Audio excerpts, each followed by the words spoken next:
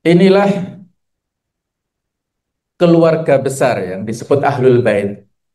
Ahlul Bait, kita ini mengaku cinta pada Rasulullah. Apa bentuk cinta kita? Di antara tandanya adalah mencintai orang-orang yang dicintai oleh Rasulullah SAW, yaitu mencintai Ahlul Bait.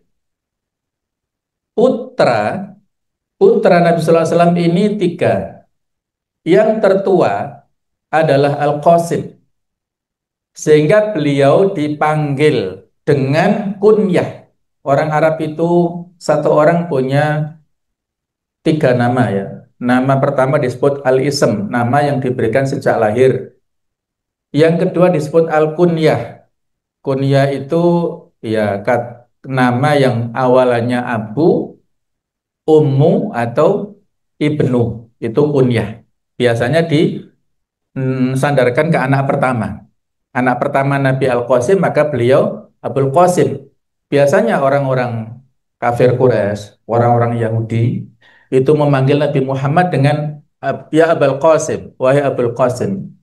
Ketika Nabi mendakwahi pembantunya yang Yahudi, anak kecil pembantunya ini beragama Yahudi dan ayahnya sakit, Nabi mengunjungi dan mengajak pembantunya masuk Islam. Anak kecil ini izin dulu ke ayahnya dengan isyarat, boleh nggak saya masuk Islam, mengikuti ajakan Rasulullah. Ini sudah di periode Madinah, ketika beliau telah selesai ataupun pada selesai disihir ya oleh seorang Yahudi. Padahal anak kecil ini berkonspirasi kerjasama dengan pensihir Yahudi. Tapi beliau tidak dendam, tidak marah, tidak jengkel, tidak balas dendam. Beliau lapang dada, memaafkan. Maka Nabi menyuruh anak kecil, aslim ya gulam, masuklah, masuk Islam. Kemudian dia minta izin dengan isyarat kepada orang tuanya. Apakah boleh ayah?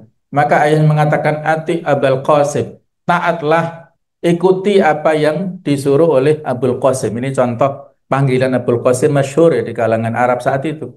Terutama orang-orang kafir memanggil dengan sebutan Abul Qasim.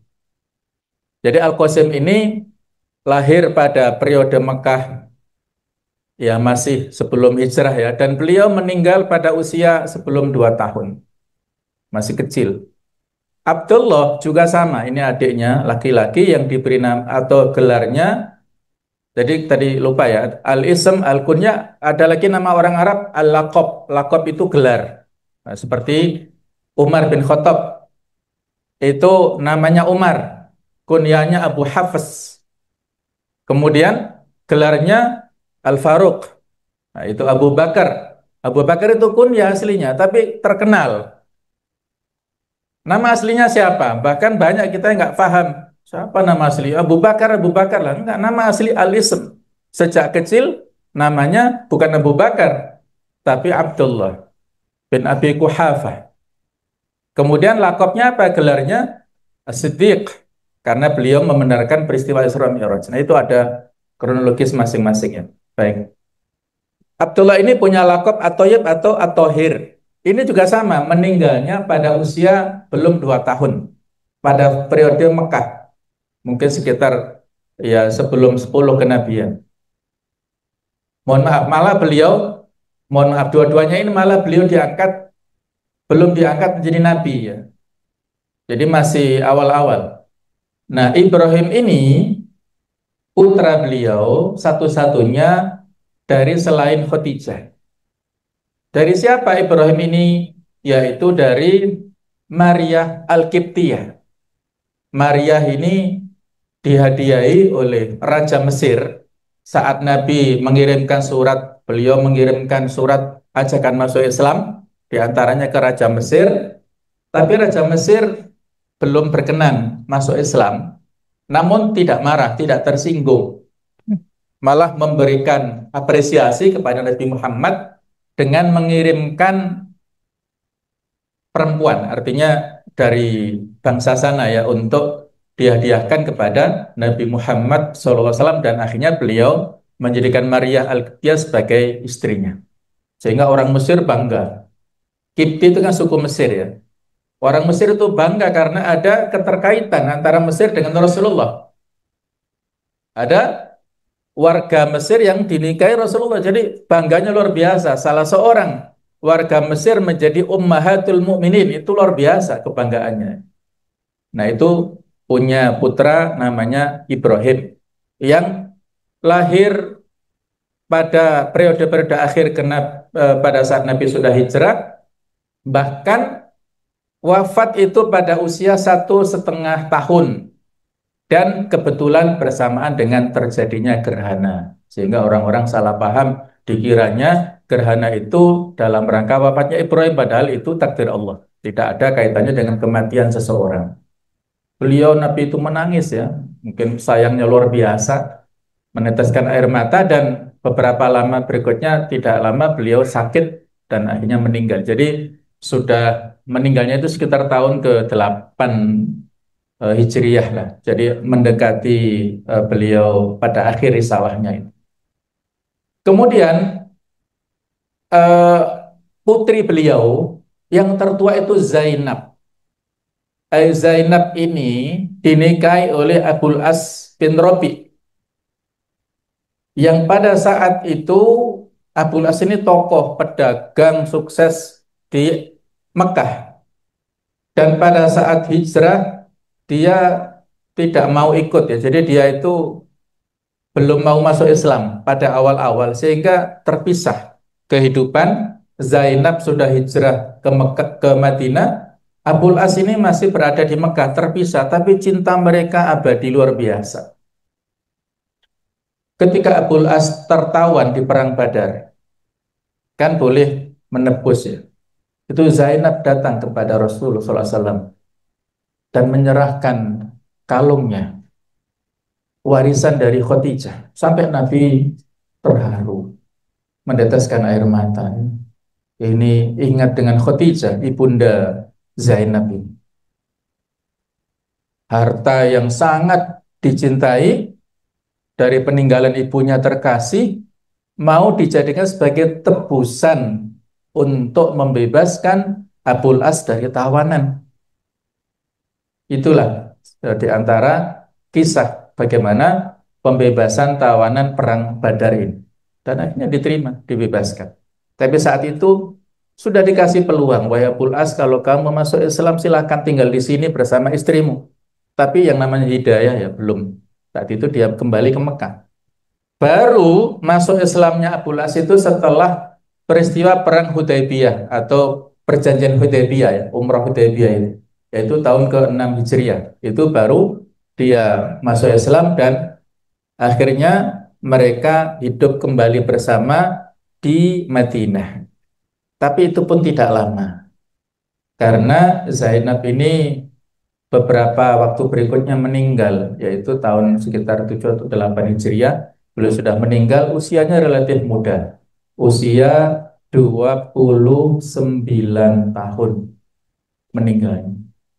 Jadi itu cerita singkat ya, dan dari Zainab dan Abu Las ini punya anak yang namanya Ali dan Umamah. Umamah ini berarti cucu Rasul ya, yang pernah digendong pada saat Nabi sholat, kemudian pada saat ruku atau sujud itu ditaruh. Nah, seperti itu berarti contoh boleh ya, kalau ada cucu atau anak yang masih kecil supaya tidak rewel, boleh seperti itu. Kadang-kadang saja, jangan jangan selalu ya, yang namanya hukum itu kadang-kadang. Kemudian Ruqayyah, Ruqayyah ini pada awalnya nikah dengan putranya Abu Lahab yang namanya Utbah bin Abi Lahab. Kemudian Ummu Kulsum ini atau Ummu Kalsum, yang terkenal Ummu Kulsum, itu juga sama, menikah dengan putranya Abu Lahab namanya Utaibah. Mirip-mirip ya, jadi Utbah ini Utaibah. Pada saat turun surat Al-Lahab, Abu Lahab kan marah, tersinggung ya dengan turunnya surat Al-Lahab sebagai vonis Abu Lahab nantinya masuk ke neraka kan, karena menentang dakwah Rasul. Maka setelah turunnya surat Al-Lahab, Abu Lahab memerintahkan supaya Utbah dan Utaibah ini menceraikan istri-istrinya itu. Ruqayyah diceraikan oleh Utbah, dan Ummu Kulthum diceraikan oleh Utaibah. Nah, akhirnya ya para putri Rasul ini menjanda ya saat itu dan usianya masih muda. Nah, setelah iddahnya selesai, kemudian Ruqayyah ini dinikahi oleh Utsman bin Affan. Yang mana Ruqayyah ini mendampingi Utsman bin Affan saat hijrah ke Habasyah tahun kelima kenabian. Hijrah ke Ethiopia itu. Hijrah pertama yang dilakukan oleh kaum muslimin untuk mencari perlindungan, ekspansi, dan dilindungi oleh Raja Najasyi. Nah, itu ya. Kemudian Ruqayyah ini tidak lama berikutnya meninggal dunia. Usianya mungkin baru 21 tahun itu sudah meninggal. Akhirnya setelah itu Utsman dinikahkan dengan Ummu Kulthum. Sehingga Utsman ini diberi gelar Dzun Nurain, laki-laki yang memiliki dua cahaya. Ummu Kulthum ini juga tidak lama berikutnya juga meninggal, ya mungkin sekitar 27 tahun itu sudah meninggal. Setelah wafatnya putri beliau Ummu Kulthum ini, ya yang Fatimah ini kan sudah dinikahi oleh Ali. Nabi mengatakan, wahai Utsman, seandainya saya masih punya putri lagi yang masih hidup, itu aku nikahkan dengan kamu. Karena Nabi ini sangat segan dengan Utsman. Karena Utsman ini seorang yang sangat malu. Maka Nabi sangat malu kepada Utsman. Malaikat pun malu kepada Utsman. Nabi pun malu kepada Utsman. Karena ya beliau ya. Suatu saat Nabi duduk-duduk santai dalam majelis gitu ya. Pahanya agak sedikit terbuka. Ketika Abu Bakar masuk, beliau masih santai-santai duduknya ya, agak bersandar santai. Ketika Umar masuk, beliau juga santai-santai. Tapi ketika Utsman masuk, beliau langsung menutup pahanya ini dan duduk dengan tegap. Nah, ini diamati oleh sahabat. Wahai Rasulullah, kenapa panjenengan ketika Abu Bakar Umar masuk panjenengan santai-santai, tapi ketika Utsman masuk panjenengan langsung menata duduknya. Kata beliau, afala astahi min rajulin yastahi minhul malaikah? Tidakkah aku merasa malu kepada seseorang yang malaikat pun malu kepadanya? Wah, luar biasa ini ya. Pujian kepada Utsman. Malaikat malu kepada Utsman, apalagi aku manusia. Nah, seperti itu ya. Tentang pujian Rasul kepada Utsman bin Affan. Baik, kemudian Fatimah itu nikah dengan Ali bin Abi Thalib dan punya inilah satu-satunya anak Rasul yang meninggalnya setelah Rasulullah wafat adalah Fatimah. Itu 6 bulan setelah Rasul wafat baru Fatimah meninggal. Itu pun juga usianya masih 29 tahunan. Jadi ada hikmah di sana ya kenapa anak-anak Rasul ini yang terutama laki-laki ya itu meninggal pada usia kecil, yang ini menjadi bahan pembulian orang-orang kafir. Jadi mereka menghina Rasul karena nasabnya terputus. Anak-anak laki-lakinya tidak ada yang hidup. Karena nasab itu kan dari anak-anak laki-laki. Kalau anak laki-laki terputus, maka nasabnya terputus.